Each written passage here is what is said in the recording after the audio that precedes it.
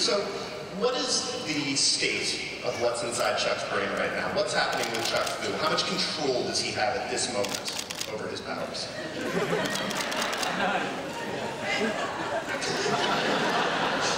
I think he's in pretty good control of Chuck Fu. He can get a little rusty from time to time, but I think that he's getting better and better. That's kind of the heart of the show, is this kind of burgeoning hero that is Chuck Krinsky.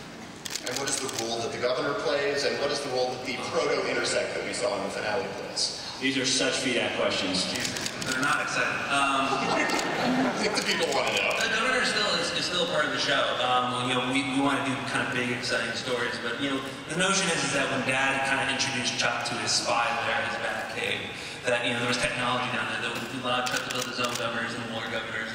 But right now, it's like going into season 4, it's really about the search for Mom. It's really about looking for her and what that means to Chuck in his life, with his relationship with Sarah and his relationship with the Baldwin. So that's a big part of this season.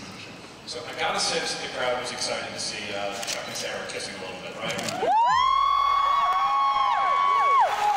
So for Zach and Yvonne, how has your working relationship changed, if any, since Chuck and Sarah's relationship has changed? If I've learned anything from season 3, it's not to get in the middle of you two. I don't know.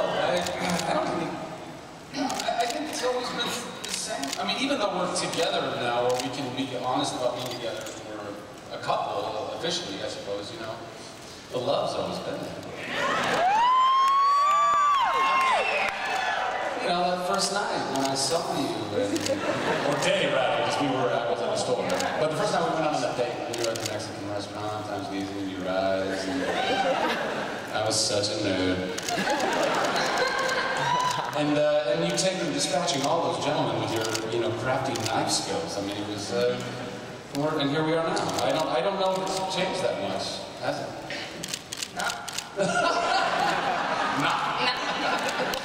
I'll translate that for you. No.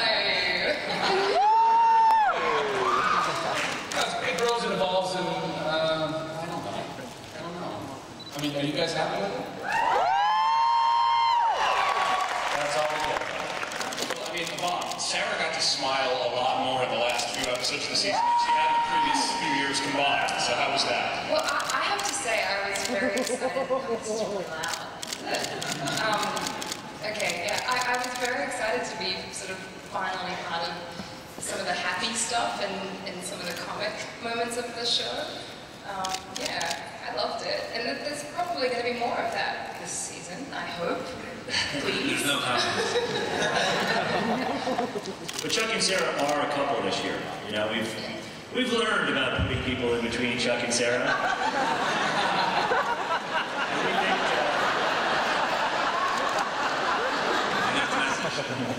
Well, in hindsight then, let me ask, is there anything you might have done differently with the Shaw arc? Daniel Shaw arc, not Shaw. Jump the shore. The Shaw arc. That would be you guys. Thanks, Zach. Josh. He was a great villain, I think.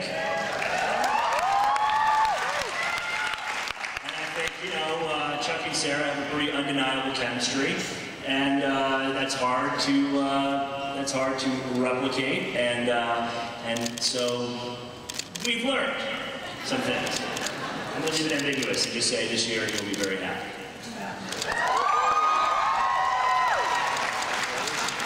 Well, speaking of undeniable chemistry, yes, we were all happy to have Chuck and Sarah together, but there was another couple that got together this season that we like seeing even more, and I'm of course referring to John and Morgan.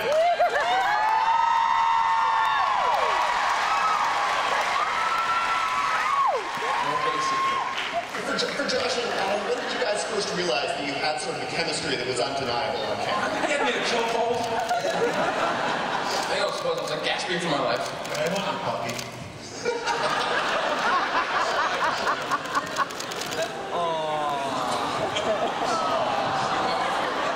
Are you asking the questions now, Baldwin? Have you taken charge of this panel? Question for Morgan. What do you like most about John Casey? You have really soft hands.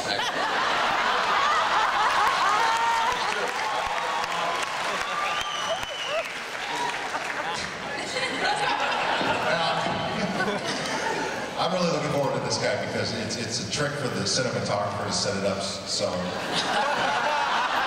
There's a noticeable hectic direction. You know, the phrase, "Apple box, please," is heard a lot.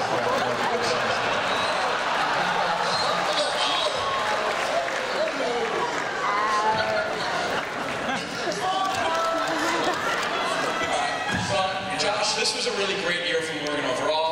He got together with Karina, he found out Chuck's secret, he became a spy, he broke his thumbs, he blew up the Bymore. How was that for you, Paul? It was amazing. It was amazing. It was so much fun. It was, you know, I was waiting since the pilot. I didn't know it was so much. Okay, ready?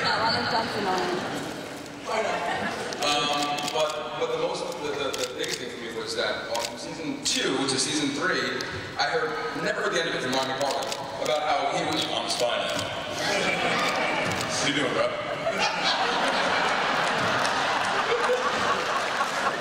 And so, I cannot tell you how much angst it gave him. Yeah. I was in the spy before him. Yeah. And I was so happy about it.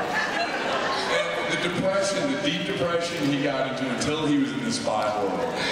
That's not. And now we're all happy. Now we're all happy Morgan's in the spy world, right? No. And I'm happy that I'm out, because to be honest, Captain Austin didn't take it. He's got this bit that he does. We have this sort of mimicry going on, and catching at it.